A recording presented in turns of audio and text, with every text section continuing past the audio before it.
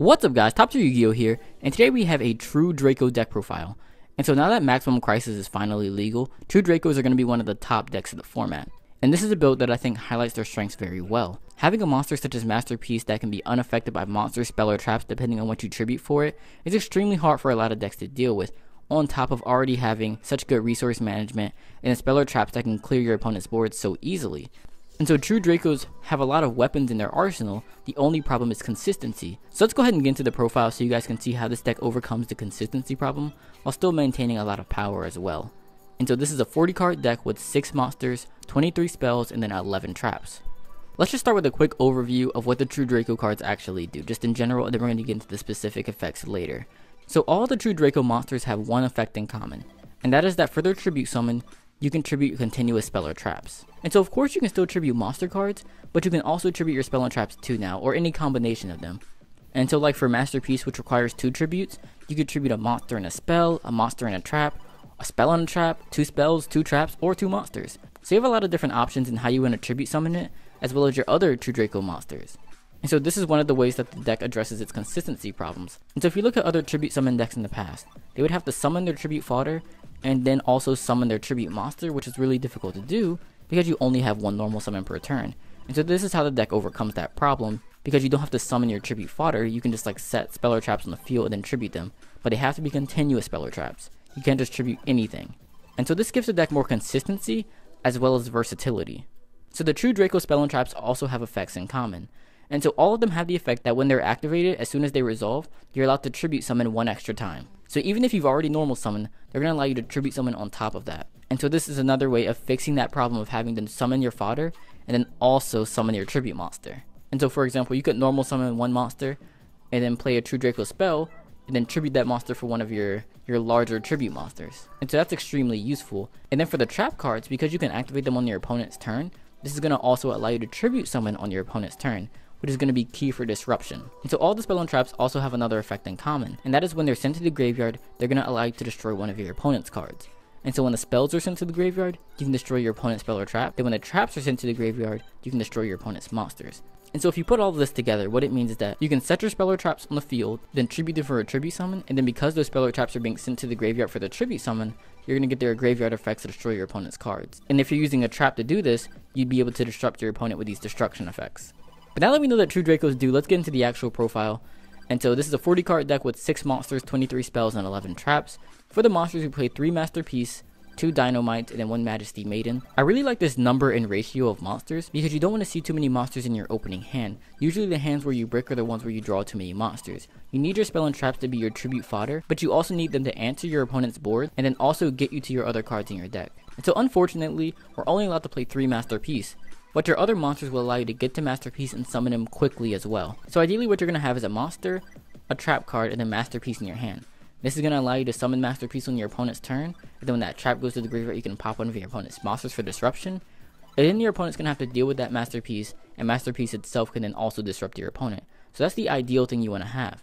Trap, monster, and then Masterpiece in hand. And then your other monsters such as Dinomight and Majesty Maiden help you get to that ideal game state. And so all of your smaller True Draco monsters have the effect that when your opponent activates a card or effect, you can search a True Draco card from your deck to your hand. And in Dinomite's case, it searches trap cards that you can either add from your deck to your hand or activate straight from your deck onto the field. And then Majesty Maiden searches monsters. And so whatever the missing piece is, you can use either of them to search that. And so if you have Masterpiece in hand and Dinomite on the field, for example, your opponent activates a card or effect, you activate Dinomite's effect to set a trap card, and now that you have a trap card, Dinomight, and Masterpiece in hand, you can go ahead and tribute for your Masterpiece. And then for Majesty Maiden's case, if you don't have a Masterpiece in your hand, but you have a trap, when your opponent activates a card or effect, you're going to be able to search that Masterpiece, and then again you're going to have the combo. You're going to have Masterpiece, a monster, and then a trap. And so Dinomight and Majesty Maiden also help you summon Masterpiece, and so it's sort of like playing 6 copies of Masterpiece, kind of. But this helps your consistency a lot. And so this is also why we don't play Ignis Heat, because Ignis searches spell cards, which you don't necessarily need to tribute on your opponent's turn. Like if you already have spell cards, you can tribute on your own turn pretty easily. But then also in the mirror match, because your spell cards destroy spell or traps, you don't need to be worried about spell cards destroying your Masterpiece. So since your traps can destroy monsters and you have monsters that destroy monsters of course, the most valuable Masterpiece is the one with monster and trap immunity. But then again, you always have Diagram to search whatever you need. And so speaking of Diagram, let's go ahead and move on to the spells. We play 3 Diagram and 3 Terraformings. Diagram is probably one of the more important cards in the deck because it searches all of your other cards, and just allowing multiple diagrams to resolve on a single turn, or even throughout the duel, is just almost auto win. Because it's going to be destroying your spell or traps, which triggers their graveyard effects so you can clear your opponent's board, on top of searching the cards that you need as well. And it just does so many different things to the deck. It makes it so that your opponent can't destroy your masterpiece and other tribute monsters by battle 1. It gives them more attack. And just the fact that it isn't once per turn is just insane. Like, it should definitely be once per turn, but it's not, and so we're going to abuse it while we can. Next we have 3 True Draco Heritage. And so we already discussed 2 of the 3 effects. We know that it gives you extra tribute summons. We know that once into the graveyard you can destroy spell or traps. And so the main effect that it has is that you can draw cards for every True King or True Draco card that's sent from the field to the graveyard that turn.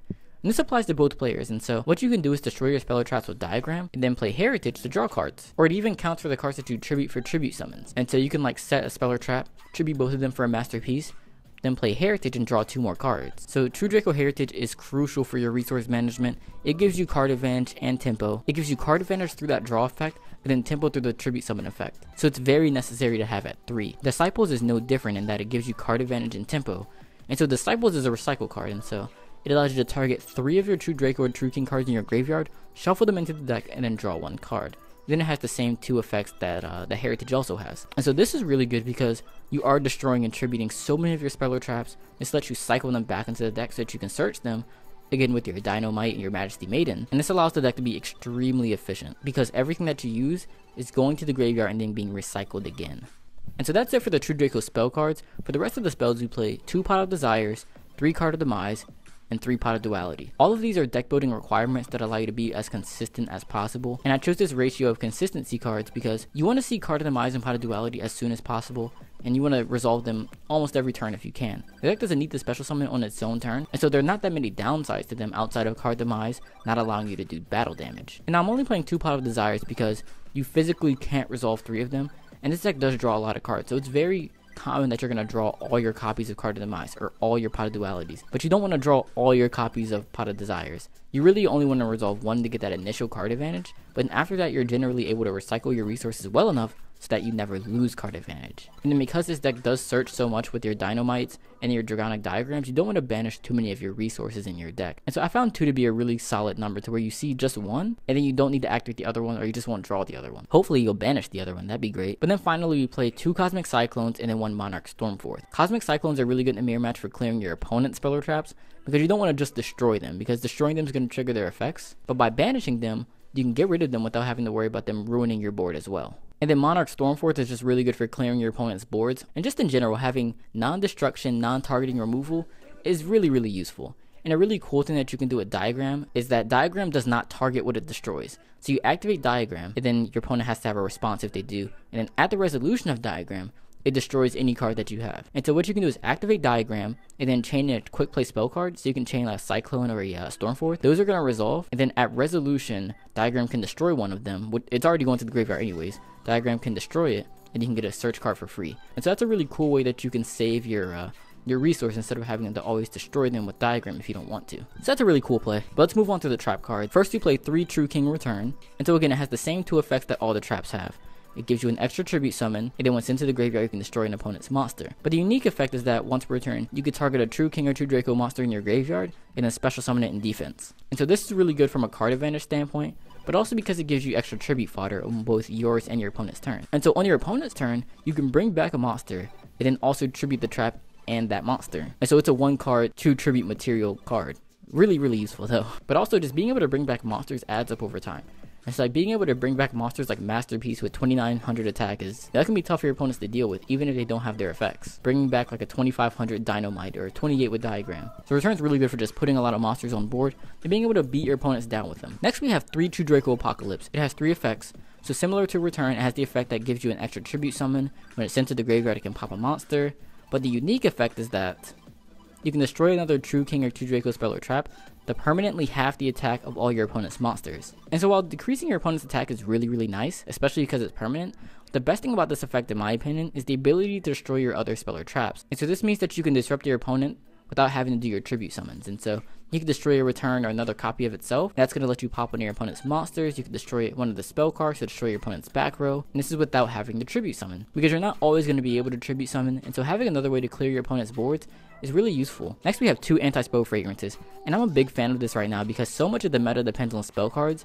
Having cards like Diagram, being able to slow that down, gives you a really big advantage going first. Because most True King and True Draco decks play a majority spell cards. Like True King Dino plays at least 15 spells, True Draco plays a lot of spell cards as well, and so being able to slow that down gives you a huge advantage because you can always just destroy your spells to destroy their set spell or traps. And it's the same reasoning behind Imperial Order, which again slows down your opponent's spell cards.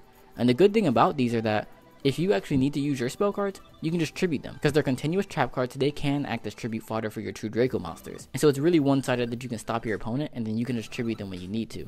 But it's extremely difficult to deal with like a Masterpiece and an anti-spell fragrance or an Imperial Order. It's just really tough to deal with. And the same reasoning goes behind Macrocosmos, to where it's really hard for opponents to deal with a Macrocosmos, especially against dinosaurs or the mirror match. Like having all of your cards banished really hurts. But whenever you need to send your cards to the graveyard, you can just tribute it.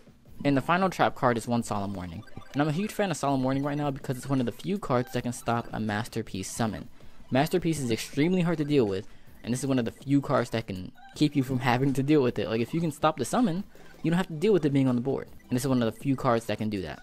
As you can see, I'm not playing an extra deck, and this is completely up to you. Like you can play an extra deck if you want, but you don't go into the extra deck at all in this deck. Like you play Demise, you play Duality.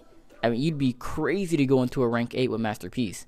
And they're not really any good rank 6s for Dynamite. Like, you just don't go into the extra deck very often. So the cards you choose for your extra deck are completely up to you. It's not important at all. And now one thing that you could do is you could play Domain of the True Monarchs, because you have a lot of tribute monsters, of course. And so this is going to lock your opponent out of the extra deck. I chose against this because I wanted space for other cards. And also I found that once you have a Masterpiece that's immune to monster effects, whether they can go into their extra deck or not, like, you have a Masterpiece that's immune to monsters. So what can an extra deck monster do against that? And there aren't many extra deck monsters with over 2950 attack. And if they do, if you have a Diagram on board, they don't have more than 3200 attack. And even if they do have more than 3200 attack, Diagram means they have to attack over it twice.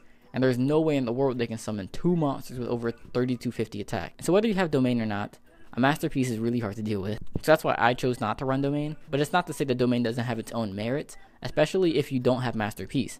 So if you have like a Dinomight or a Majesty Maiden with Domain, then that's obviously better than a Dinomight or Majesty Maiden with Diagram. And so whether or not you want to play extra deck is up to you. I think it definitely depends on whether or not you want to play Domain. But if you do choose to not play Domain, whatever you play in your extra deck, it doesn't matter. It's up to you.